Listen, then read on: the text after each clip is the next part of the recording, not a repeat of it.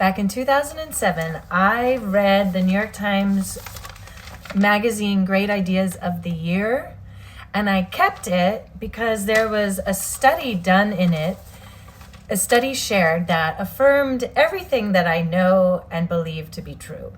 And that was that mindful exercise has more of an impact. So what is mindful exercise? Mindful exercise, in my definition, is feeling what you're doing. So if you're at the gym, while you're on the elliptical, feel the motion of your movement in the joints, or feel the movement of your pelvic floor, or feel how the weight is going through your feet.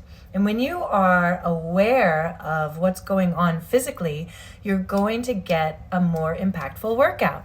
And I think that this is why I exercise so little. I take ballet once a week and Pilates once a week, and that's it.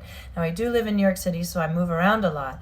But when I am moving around in my everyday life, I'm so aware of my body and space that everyday movement is exercise.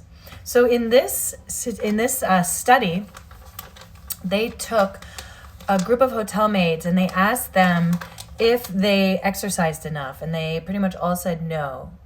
And some of them said, I don't get any exercise. Well, they took half of them and they were like, actually, your job is exercise. And they told them how many calories they burn when they're scrubbing the tub or vacuuming.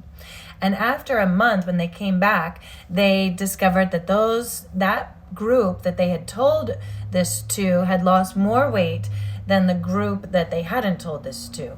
They also had other health benefits. So just by thinking that what they were doing was exercise, they got more impact out of their movement as a workout. So in everyday life, this is why I am really pushing the Efficient Body Method as something that you can apply in your everyday life. So as you're walking around your house, that's exercise. Anytime you pick something up, that's exercise. When you're washing the dishes, making the bed, all of these things are exercise. And when you are feeling what you're doing, then it's going to have more of an impact, like a workout.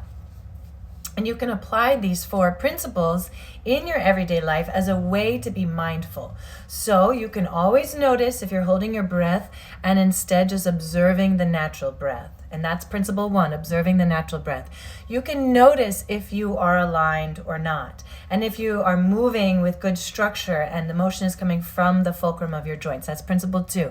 Principle 3, you can notice if you're moving from your center, and principle 4, you can notice if you're relaxed